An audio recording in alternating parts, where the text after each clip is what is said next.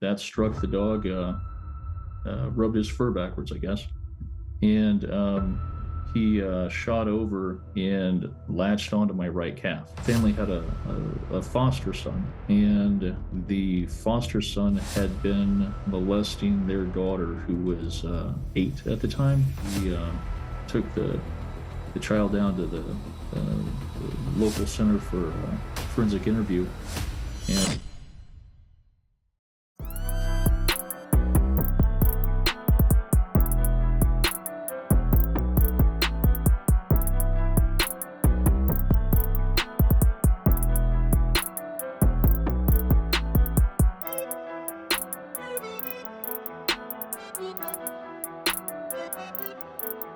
Welcome back to Internal Affairs, a police podcast here with the IA guy. Another special guest. We are going to the wonderful state of Colorado. And a little bit about Jamie Rayroux. I just found out I want to say that the X is silent. And I want to say that goes along with a lot of people who are French. So we got France in the house. And we're going to be Coach 6 with that. And he's got a heavy background in financial crimes. So it's, I should say, financial advisor turned cop. And we're going to have a really good conversation about his past. But, of course, we got an IA story that leads us to a canine bite. So stand by, and let's get Jamie on. Hey, Jamie. Thanks, Coach 6, man. Thanks for coming. I really appreciate it. Yeah, no, I appreciate the invite. And yeah, when I found out about your show and Kent Keller got us connected, it was like, this is a incredibly important thing that you're doing. And if me telling this story can help you and help the folks still holding the line in some way, man, I'm happy to do it. Yeah, you know what? First and foremost, Ken Keller was kind enough to connect us, and I really appreciate all that. But you know what? I'm always curious to find out, because you and I can agree it's a topic that's so taboo, that's never talked about amongst the law enforcement community, if you will. So when Kent first tell you, hey, man, this is Internal Affairs, a police podcast, what were your first thoughts? Just out of curiosity. Well, my first thought, I was always, coming from, the cop background, right? You're skeptical and cynical, right? So what's this guy's angle? What's the purpose of doing this, And, even after, all my experiences, I had way more fantastic days than I had terrible. And so I still have a tremendous amount of love and admiration for the profession. And when it was real apparent that you're working to try to improve the quality of work, quality of life for the folks, the agencies, and the public, I really felt compelled to reach out and talk to you about this. I really appreciate that. And I'll jump right into that mental wellness component that you just kind of mentioned, because you and I can agree. I mean, you came on, let's see, 17 years ago. I came on to be a cop 25 years ago. And when we start talking about disciplinary issues or matters, it's not, no one stresses out about that stuff, even though deep down inside, if you were a subject of an IA complaint, yeah, man, it affects you completely, the whole family, you name it. It really brings you down and kind of demoralizes you in a bit. And so let me ask you this. What is it that we can do better in order to make IA not have a negative stigma to it, attached to it? What do you think? Yeah, well, I think, to me, the biggest thing that IA in general needs is absolute trust and credibility from all sides, right? So we have to have the trust of the public. Mm-hmm. The IA process is objective, and that misconduct is actually being addressed and either corrected, or folks are getting weeded out who no longer should be there. But it also has to have the trust of the cops for the very same reason. There's nothing good cops hate more than a bad cop. Yeah, and very well said. The IA process, right? Like, I think, at least in the agencies that I worked for, man, you kind of expected at some point to have a conversation with IA, because if you're a working, productive cop who's actually going out working the streets and making arrests, bringing bad guys in, eventually somebody's going to complain about something, whether it's Correct. justified or not. And so I think, IA has to have the credibility of the law enforcement community to understand what their purpose is in making sure that we're doing what we're supposed to be doing. And have to have the trust and the credibility of the agency that they're handling internal affairs with due process, but also respecting the rights of the officer, respecting the need for public accountability. And I don't know, exactly what the answer is, and how to make that happen. I think generally speaking, it's got to involve probably a little bit more objective oversight of the IA process. I think, we, as much as I disagree with a lot of things Nietzsche said, we do need someone to watch the watchers. Yeah. And if IA are the watchers, in my experience, and a lot of the folks around me, man, will tell you, we also need watchers watching the watchers. Yeah. And, but I think, there's a lot of internal process training, a lot of, things to consider that, who are we bringing into IA, right? Is it the guy that wants and is motivated to be the cop who puts handcuffs on other cops? Is it, somebody who can't make it anywhere else? If you're in your agency, if an IA assignment or administrative assignments in general are punishment for bad deeds or for unpopularity, those are the wrong folks to be putting in that level of accountability. I think the folks in IA have to be among the most trusted people in the entire agency. Yeah. If not, the whole process becomes suspect, loses credibility, and deserved or not, is not going to get the cooperation or carry the credibility that it needs to be effective for the agency. Very well said. I would only add that public complaints, to your point that you were saying earlier, you're going to get them if you're doing a lot of police work.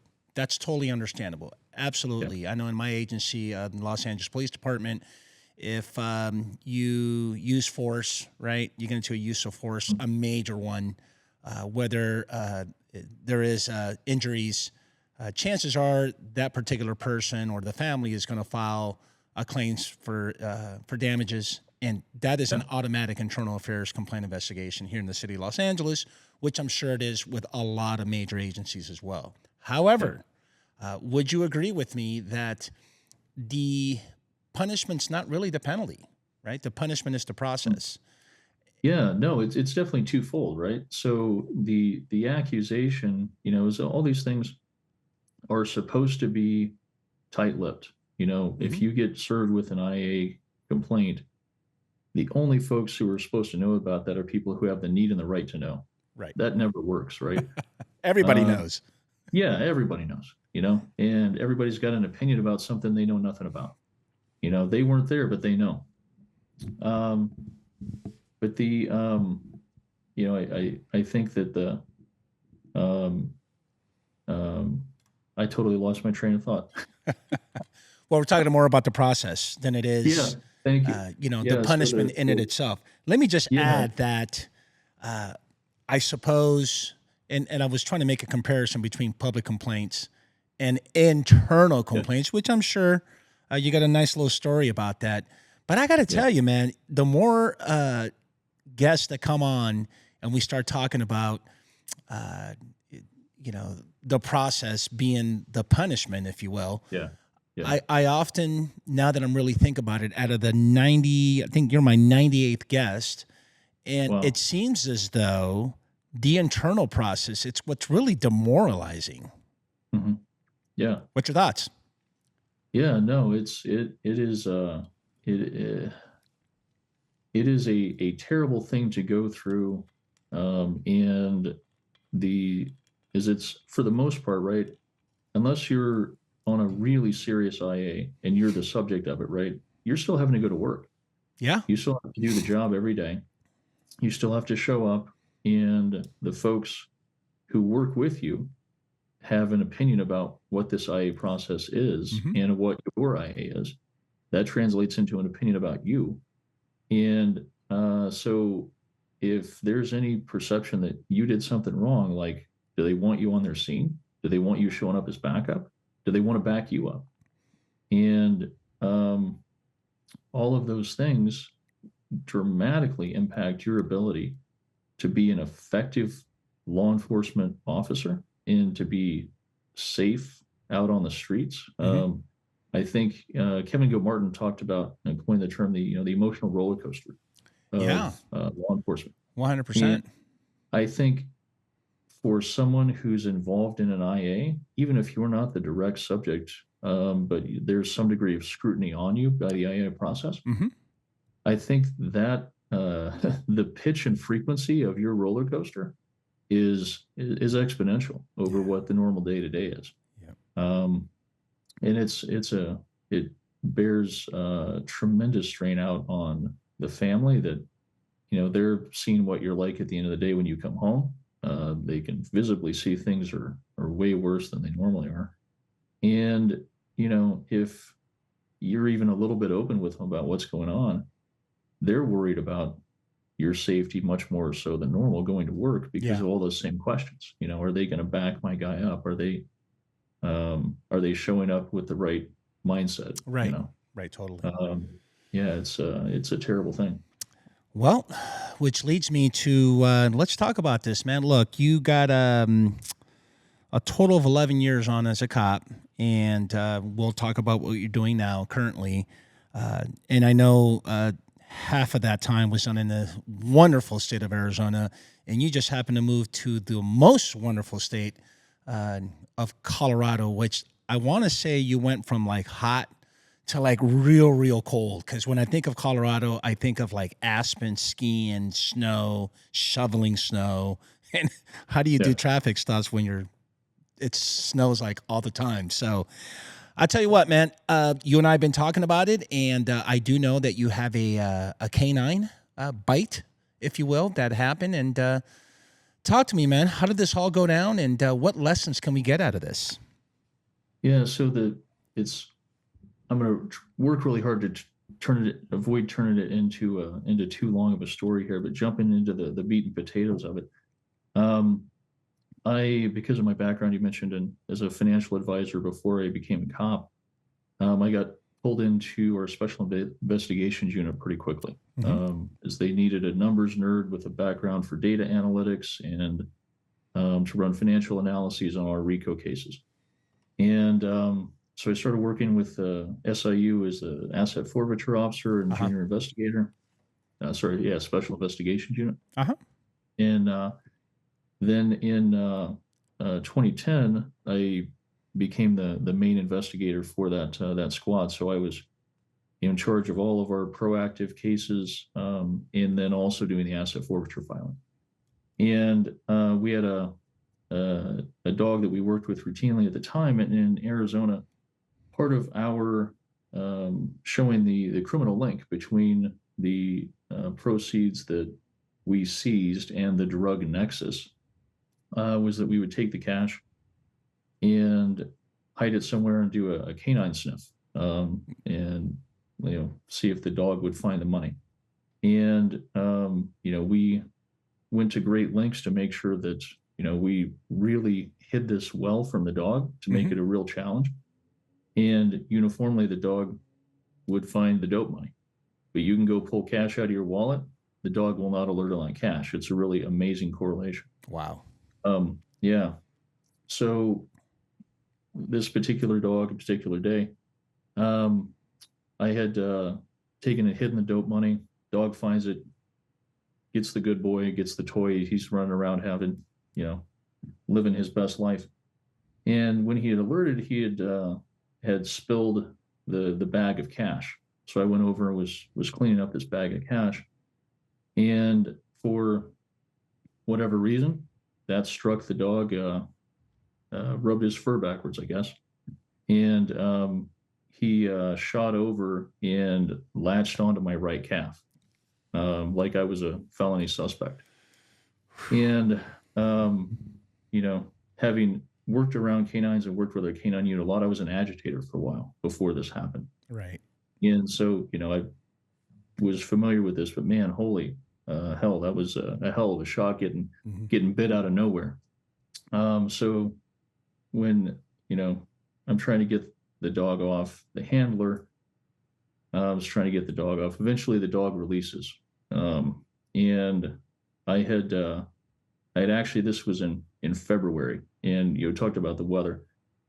February is kind of a weird month for us because it's too cold in the morning for shorts and too hot in the afternoon for pants. So I had been standing in my closet at about 5 o'clock that morning, and I was pulling out a pair of shorts and tennis shoes. I'm like, nah, it's just too cold today. I put on pants and a pair of Marine Corps desert boots. And those boots are the only thing that are probably allowing me to walk around today. Wow. Because even through the neck of that boot, I had 2 massive drag marks all the way down my calf where that dog's teeth were trying to get through the leather and canvas. So in the aftermath of that, what I found out right after that happened is one of my best and closest friends was on our canine unit, not the handler involved. And he called me and he's like, man, what happened? I can't believe this. And told him about it. And he's like, well, man, like, that's terrible. Turns out that handler was in charge of the unit, but he had also set up a private foundation, a private charity, to do fundraising for the canine unit, and all the supplemental expenses that unit brings to an agency. And he had gone out using the donated funds, is my understanding, purchased a Alligator from a neighboring agency.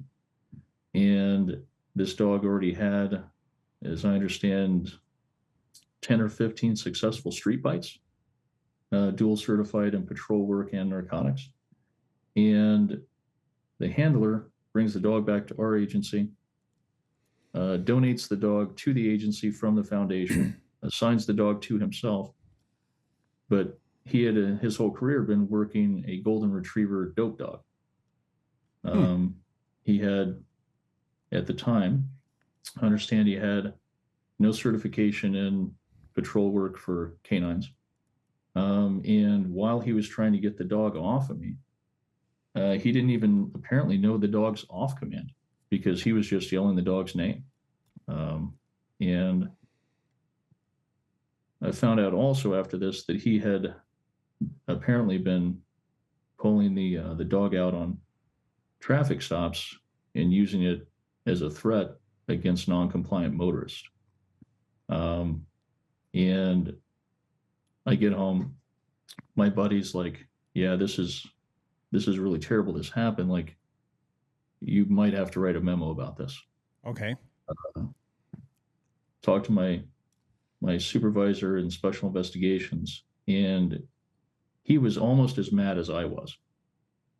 And when I told him what I knew or what I had heard about, the circumstances leading up to this, he said the same thing. He's like, you're probably going to have to write a memo about this. This needs to change. This can't continue. Mm-hmm. And so I get a text from the then assistant chief, and this is back in the days before smartphones. So, right. 5-word text message was 37, 37 actions. But anyway, he sends me a forward that's a message from the canine handler. We'll say the dog's name is just Alligator. So he sends a text message that says, from the handler to the assistant chief of the team. It says, hey, Alligator chief, Alligator was licking his ass all the way home to get the taste of Rayroux out of his mouth. Haha. Wow. And the assistant chief sent it to me, presuming I was going to, I guess, laugh along. Enjoy the humor as well. Yeah, exactly. Go along, associate yourself with the humor, Yeah. that Well, and was a mockery, yeah, but it was thinking that you would just kind of like say, yeah, ha, ha, ha, no big deal. yeah. Well, and having been an agitator for the canines for a while, I understood accidental bites happen. I Hmm. mean, it's a trained animal, but it's not perfect in execution, right? And working around the canines a lot through, I work in narcotics on our SWAT team. Like, if you work around the dog long enough, you might get nipped, right? Right. So I totally expected that to happen at some point. Um, but the circumstances that led to it were none of those things. And so I responded to the assistant chief and said, with the way this went, Hmm. if I were a civilian, you guys would be adding zeros to this check almost nonstop. Um, and he responded back, trust me, I'm looking into it.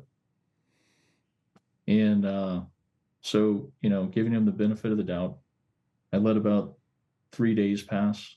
And in the meantime, the canine and the handler had no change in duty assignment. Okay. The canine was still working the streets, handler still working the streets. And I also found out during those days that the handler had gone and followed through on a canine demonstration with that dog at an elementary school. And so after 3 days of write the memo, nothing's being done, nothing's being changed. So I literally Googled police canine liability and looked at the four most significant torts that police departments and canine units are subject to, and wrote the memorandum explaining how these actions seem to jeopardize our agency, our town, and our officers Mhm. and the public, with making this a greater probability that this is going to happen again to somebody else, and maybe this time, a kid, a civilian, is somebody who's, be bad enough if it was another cop, and submit the memo up the chain. Um, my narcotics supervisor sends it on, and 2 days later, he comes back to me and says, "Hey, I got to pull you aside. Do you really want to send that memo?" I'm like, "Yeah, nothing's being done. This can't continue." And he's like, "Because the chief told me, sorry, the assistant chief Hmm. told me specifically to make sure you really want this to happen." And in the memo, all I requested was, I pointed out the areas that I saw as liability for us from a negligence or reckless perspective, Hmm. and asked for an investigation of that, and um, and remedies to make sure that this didn't happen again. That's all I wanted. And I told him, I don't see another path forward. Nothing's changed. Send it on. And I was assured that this would be a prompt and swift investigation with appropriate attention. The only thing that changed was my duty assignment. Oh, wow. So, Interesting. Doesn't surprise yeah. me. So I got notified. I was served that with paperwork that I was a witness and a complainant in an IA, not the subject of the IA. And my duty assignment changed in that I was no longer allowed to be around working canines. If there was a dog, any dog, working a scene where I was at, I had to be in my patrol or unmarked vehicle until that dog was done working and put away. Nothing happened to the dog, nothing happened to the handler. You have any idea how long a a canine um, certification course is for canine officers? Oh, I'm the last guy to be asking about canines. I would imagine it's got to be months, right? Yeah, Takes a lot of out here. training, a lot of repetition, exercising, and all that stuff. Yeah, yeah. So out here, at least at the time, it was about a 4 month process. Okay. And so this Swift IA that was going to be resolved quickly, I didn't get called in to testify about my complaint for 4.5 months. And all the questions in the IA were really about what my motives were. Was I trying to get the K9 sergeant fired and my buddy supplanted as the lead supervisor? They questioned me about whether or not I wrote the memo. How would I know all this about police K9 liability? And during those 4.5 months, I was I took over the role of being the most ostracized officer in my agency, right? Yeah. It's always seems like there's somebody that's at the bottom of the barrel, and that was my turn. Wow. My buddy, who was the K9 officer, he was getting anonymous photos from literal burner phones with pictures of dead rats, because word on the street was that he had written the memo and that he was trying to get his boss fired so he could be the boss. And the day before this happened, both of us had tremendous credibility within the agency. I was absolutely in love with that department, absolutely believed I was going to be in the command staff, eventually maybe being chief someday. And I had absolute confidence that every single person in that agency, if we went on a call together, I had no qualms about whether or not they were going to back me up and make the right decisions about how to handle a circumstance. Absolute trust. The day after, all that was gone. And what ultimately ends up happening is that in my opinion, by delaying the IA process long enough for the handler to have earned a patrol certification, allowed the IA investigation to take a completely different line of questioning, irrespective of the time frame. And so the findings were nothing was wrong. Nothing happened. And that changed the entire trajectory of my career at the agency, and for a long time changed the trajectory of my buddy's career. I was next on the sergeant's list, and I got I guess about 8 weeks after the actual IA investigation, I got served with a performance improvement plan by my narcotics supervisor. And there were elements of fact to the items they had in the plan. But I think it might have been the very first item on the list, was that I had potentially endangered the lives of officers by attempting a reckless and dangerous controlled delivery of narcotics we had seized. Wow. And that's kind of fancy. Yeah, heavy allegation, right? That's pretty heavy. Yeah. And even within the document, it acknowledged that the reality was that I had asked a question about whether or not we would have an opportunity to do a controlled delivery on about 50 pounds of weed we had seized during an interdiction case. And the reason I brought the question was because another K9 officer was like, hey, you guys think we can do a controlled delivery and maybe get this guy? I don't know, boss. Let me go ask the man and see what he says. And that's the response that you got. Yeah. Well, the response I got at the time is like, no, it'd be too dangerous. We've got, we're probably already blown on this. Okay, that's fine. But I had no authority. In the document, it said something about if my supervisor had not been there, I would have endangered the lives. If my supervisor hadn't been there, I would have had no authority to do a controlled delivery. I couldn't authorize overtime. I couldn't put the assets together. Yeah. And anyway, so that's basically the theme of the rest of this performance improvement plan was taking things that had actually happened twisting them on their ear, and even within the document, most of the time recognizing that it wasn't true. But they put me on the performance improvement plan for 6 months.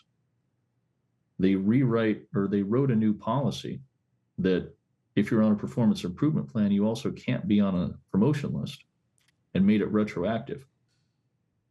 So took me out of the role, out of the running for the next sergeant's exam. And then all of the guys that I had worked with around K9 and to some degree even on our SWAT team had, it started to feel real question about what our relationships were and how enthusiastic they were going to be about showing up if I needed help, right? And it got to the point that when during that spring we were applying for our official undercover documents from the state, and my boss was like, "Hey, what name do you want on your ID?" And I'm like, "Frank Serpico." And he's like, "I don't think that's going to fly." I'm like, "Well, that's how it feels around here. So let me know." Yeah, and it was a really hellacious process that, it totally changed my perspective on the agency, my relationship with my coworkers, and ultimately, I think, really the trajectory of my whole law enforcement career was basically 180 degrees. Wow. In that 72 hours between when this happened and when I decided I had to drop the memo. Thank you for sharing that. I got a question for you. Having to reflect on it now as you're telling me this story, what happened, did it impact your colleagues? Did they know, or what was that like, if any?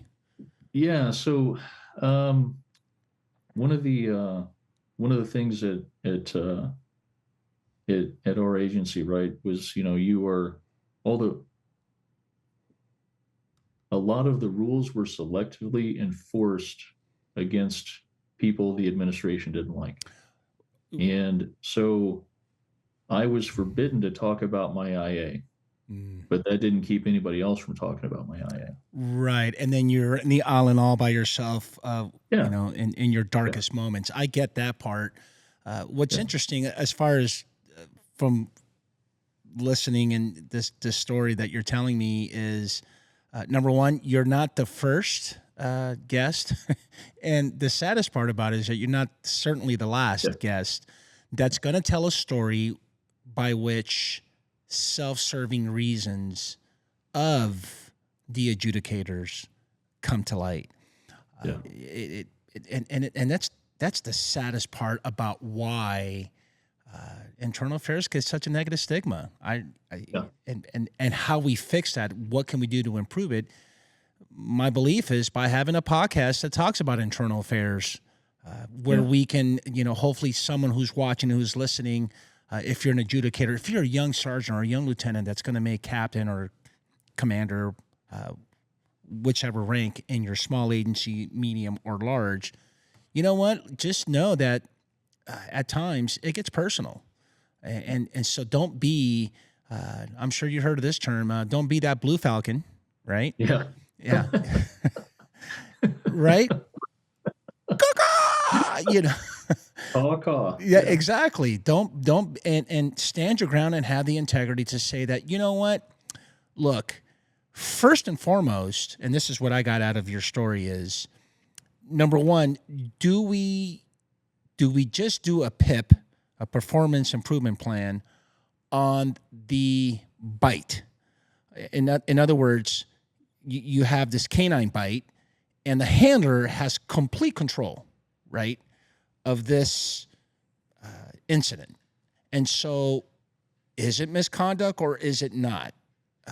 Because it seems as though the handler failed to give commands to let go. And again, I'm not some canine expert, and I'm sure someone's going to, and I welcome for you to comment, whoever's watching and listening. So that's like my first analysis, right? Full body discussion to say, okay, the bite happened. Now, what do we do with the commands that has to happen afterwards because, he's locked in on one of our coworkers. That's not good. So if that's going to be a PIP, okay, cool. I'm okay with that. If you want to make it an IA for neglect of duty or fail to give proper commands during a search warrant, whatever, we're good to go. Now we move into what we call inappropriate remarks. You start texting and trying to be funny about it. Doesn't seem so funny. Is that a PIP or is that an IA? My thinking it's probably going to end up being an IA, considering you didn't go along with it. And not only that, I mean, it's offensive. It's not something to be joking around.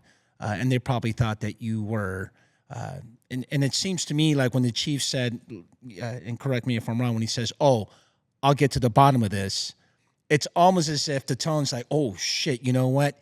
He didn't go along with it, so now I got to side with Jamie and get to the bottom of this." So it totally, to me, it seems as though it backfired on him. Would that be fair to say? Yeah, it is, and I think the my big issue with a lot of this was not that the bite happened. I mean, my whole issue the entire time and to this day is all the circumstances that led up to it, right? 100%. But we have to. So, I mean, would you agree? Sorry to interject, but would you agree with the fact that okay, we know that the bite happened. You even mentioned that mistakes do happen sometimes. That's great, but how can we ensure that this particular dog? And I know you went into detail about it, but it shouldn't be happening. A lot, or it shouldn't be happening after this another time with another coworker. You see what I'm saying?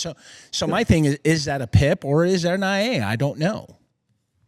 yeah, well, and I think the background of it, in the analogy that I've used about this incident from the very beginning, finding out that the handler apparently didn't have the certifications to even have this tool at work Okay. would be like analogous to me showing up with a beanbag shotgun that I assigned to myself. Yeah.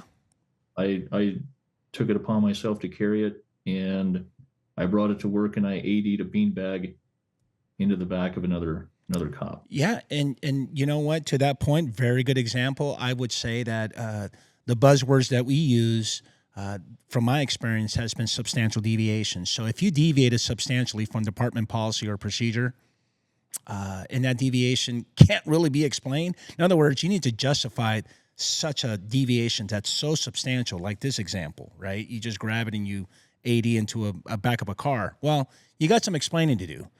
And if that explanation, I don't know if I can buy that, then that's pretty serious. That's an IA. No any different than a canine bite. Yeah. Look, man, you know what? You need to explain, and it seems as though, to your point, there is violation of policy that says about your 4-month certification to be a patrol canine handler. And in addition to that, a coworker got bitten. I'm going IA. That's just me. You know what? I'm going on the record. I'm not doing a PIP. I'm doing an IA. But and the shittiest part about this whole incident is you whistle blew is what you did. Yeah. And they didn't protect you whatsoever. Why? Because they probably just didn't like Jamie. And you know what, man? It sucks because it happens more often than it should, which is the reason, as a result, is why internal affairs and the culture gets such a bad reputation. Yeah. Yeah, they didn't like the fact that I had stepped outside of what they perceived as my lane to, shine a light on this thing. Right.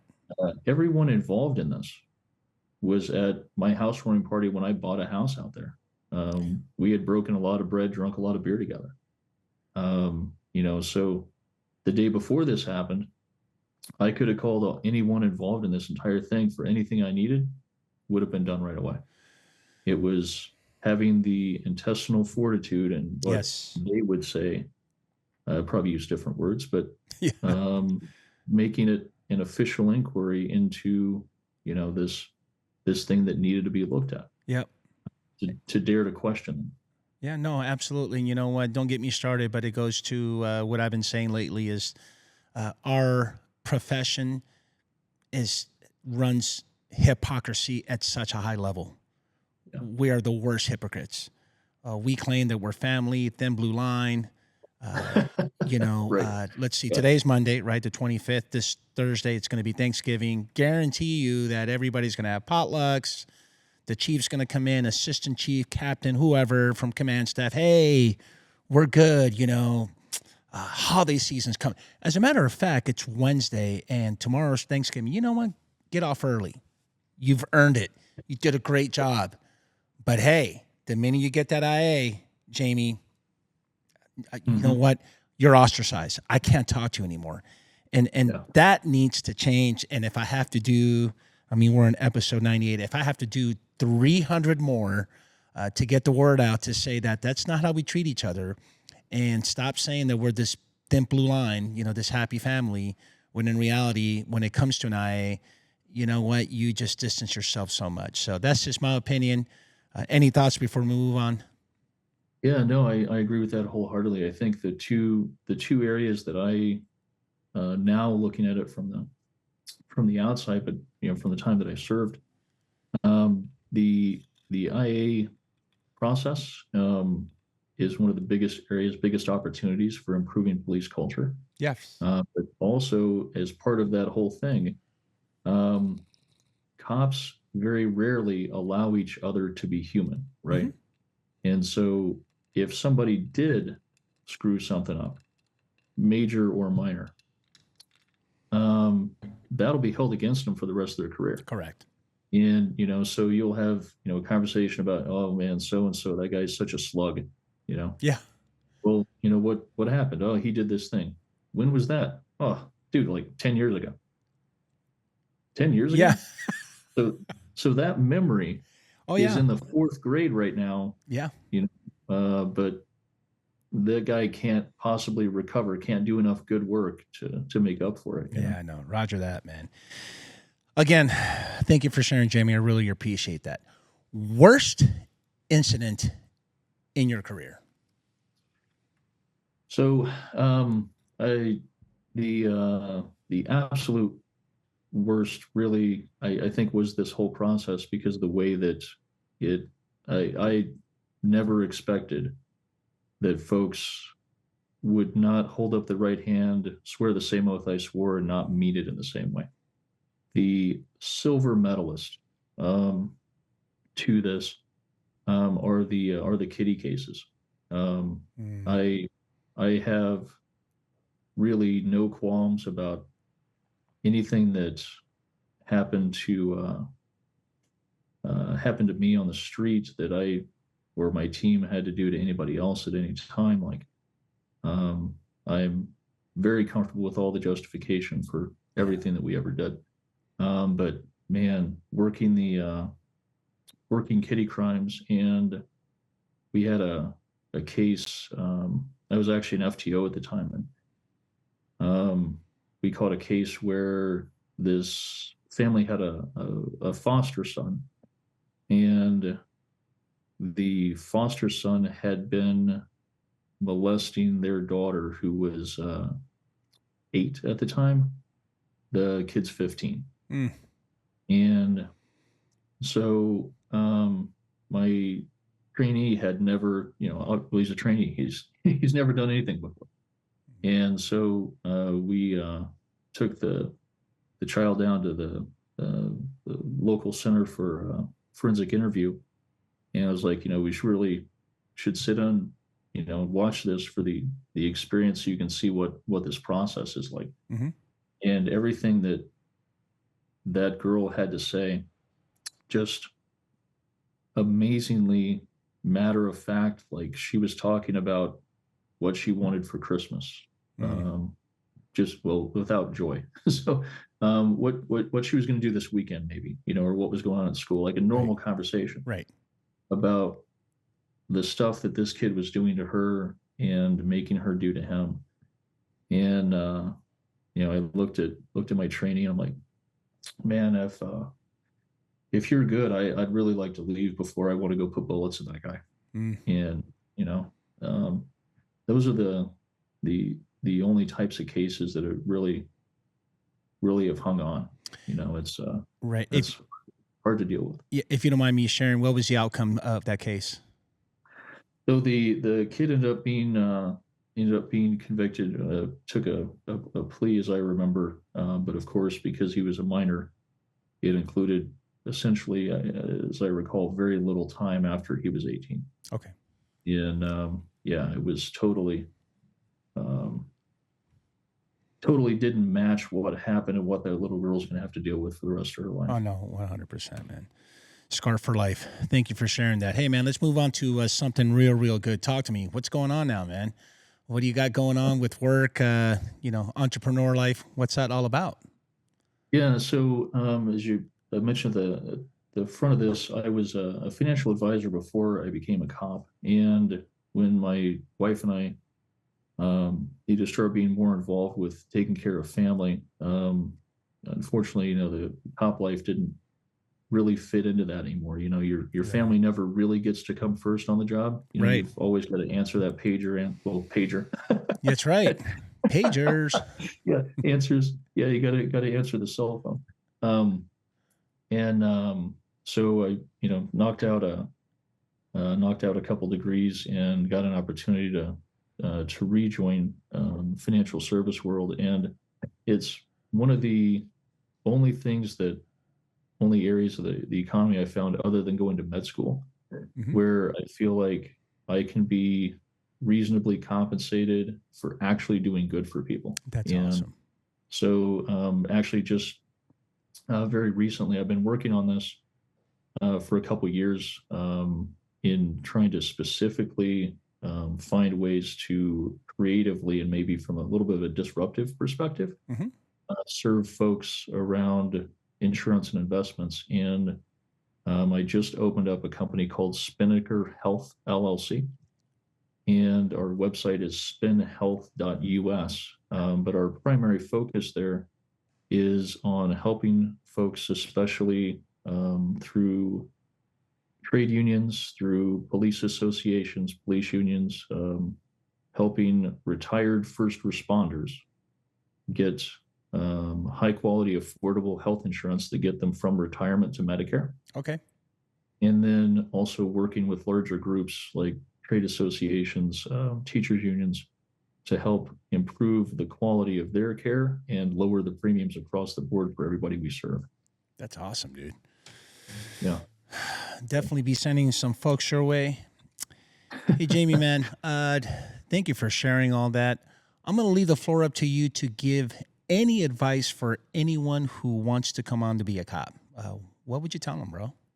Yeah. Well, that's after, and I imagine a lot of folks who are, who watch a lot of your episodes. I fear that on the downside of it, right, that they would have, doubts about whether they want to enter this line of work. It was a very Charles Dickens experience for me. It was, the best of times and the worst of times.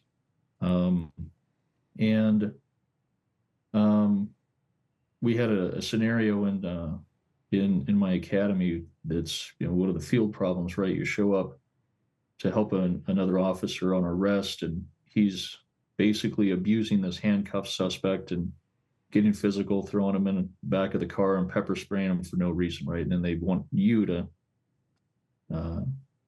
play out how you would handle this. And I think I absolutely love law enforcement. I love cops. I always have a crazy special place in my heart. But we absolutely need people of integrity to do this job. Yes. And if I had a magic wand and a time machine that I could go back to the day this happened, would I do it over again? Yes, I have to. Yeah. There was not a viable second path. And, I think that for folks who are, getting into IA units or being put in charge of IA units in any capacity. I really hope that the lesson that they kind of take from this, uh, one of my favorite field trainers had this great expression, right? Our only job is simple. We're going to do the right thing at the right time for the right reasons. And if you ran an IA investigation with that same mentality, you're going to go where the evidence takes you, regardless of where that is, right? You have an obligation. But if in your role as an investigator, you have tremendous influence over the life of this officer, of the trajectory of their career, you literally are kind of holding all their hopes and dreams in your hand, potentially, right? Yeah. And Big so, responsibility. yeah. And so when, if your agency, if your supervisor, your colleagues, or you start showing up to this IA investigation and sitting across the table with a preformed narrative about what happened and what the outcome should be, um, you shouldn't be there.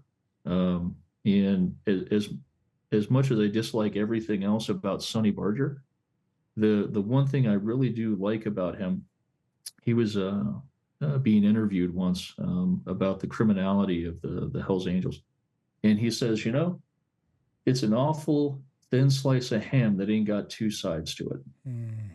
And the job of an IA investigator is to ask thoroughly about all those sides and, to show up, be objective, and do the right thing at the right time and for the right reasons. Boom. I like that. Sonny Barger. It's, it's not often he's going to be quoted on a cop show. I like that. I like that a lot. Hey, Jamie, man, thank you so much for sharing your journey.